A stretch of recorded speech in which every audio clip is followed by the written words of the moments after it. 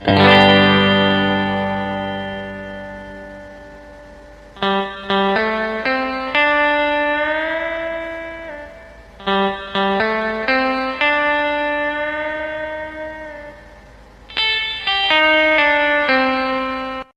semuanya, di sini kembali lagi bersama podcast Majid, tempat dimana kita ngobrolin teknologi, dunia maya dan lain-lainnya.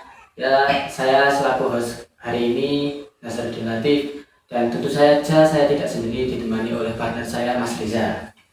Hai semuanya, perkenalkan nama saya Reza dari Prasetyo, dan di sini saya akan bertanya-tanya tentang bagaimana cara melindungi data pribadi kita. Ya, betul banget Mas Reza.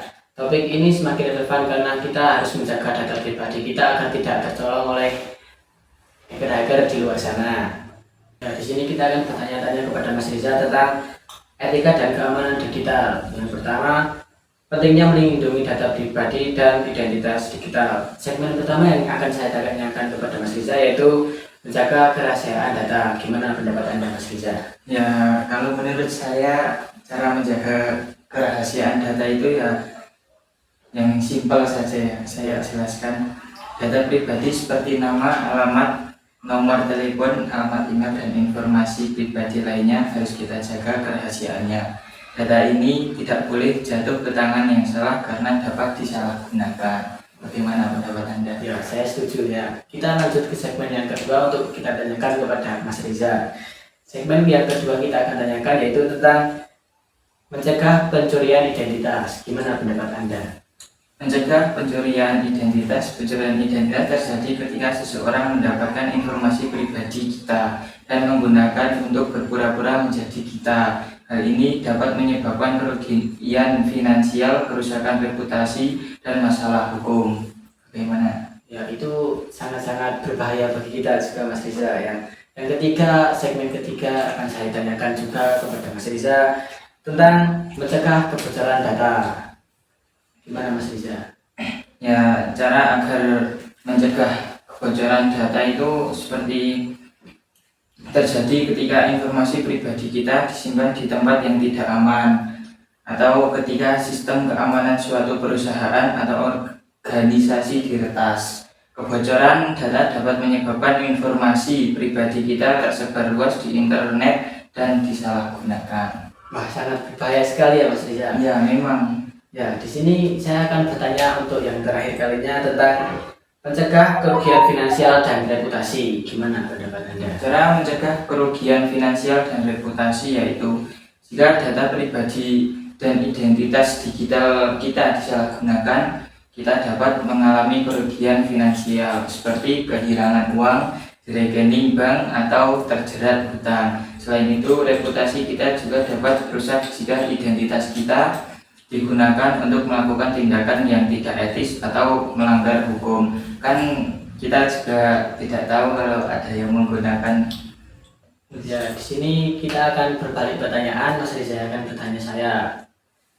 Dan di sini saya juga akan bertanya, bagaimana cara melindungi data pribadi di internet?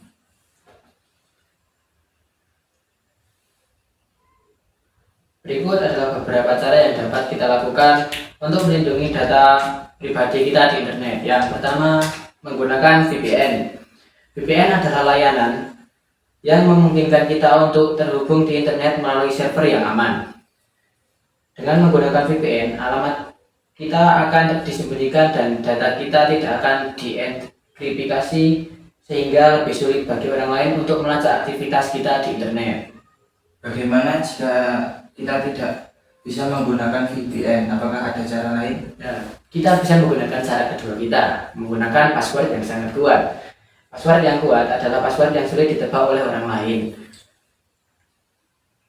Password yang kuat biasanya terdiri dari kombinasi huruf besar dan huruf kecil, angka, dan simbol. Selain itu, hindari menggunakan informasi pribadi sebagai tanggal lahir atau nama keluarga sebagai password.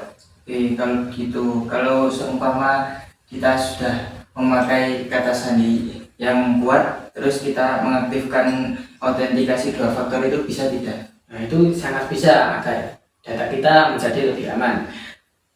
Lapisan keamanan tambahan yang mengharuskan kita untuk memasukkan kode verifikasi dari perangkat lain itu sangat aman bagi kita.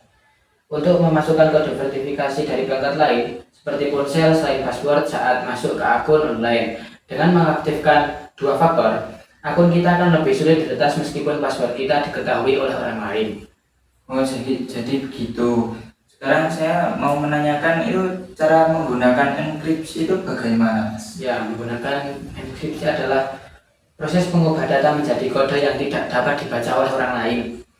Data yang dienkripsi hanya dapat dibaca oleh orang yang memiliki kunci deskripsi yang sesuai. Dengan menggunakan enkripsi, data pribadi kita akan lebih aman meskipun disimpan di tempat yang tidak aman.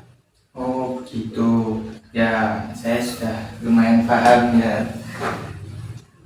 Dan sekarang pertanyaan terakhir itu bagaimana cara memiliki email cadangan itu bagaimana? Cara memiliki email cadangan. Email cadangan berguna jika akun utama kita diblokir.